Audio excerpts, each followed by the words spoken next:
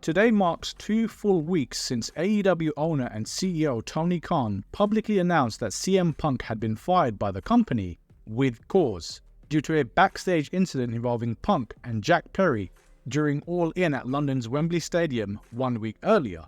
Despite initial reports that Punk might issue an explosive response to being let go, he has since stayed silent on anything to do with the subject. That silence ended last night, at least somewhat.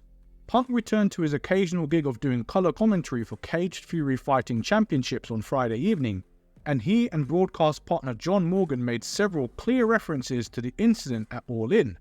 First, Morgan introduced Punk by saying, "Look who I ran into backstage," and adding that Punk was back on commentary with cause.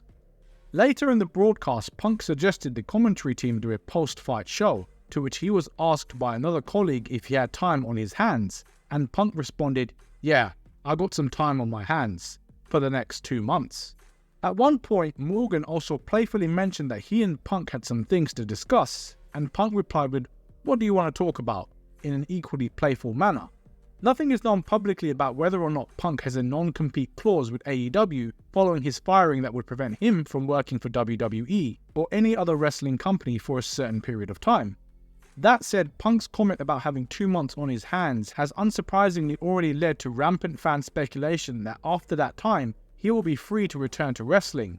Furthering that speculation is the fact that in just over 2 months, WWE is in Chicago for Survivor Series.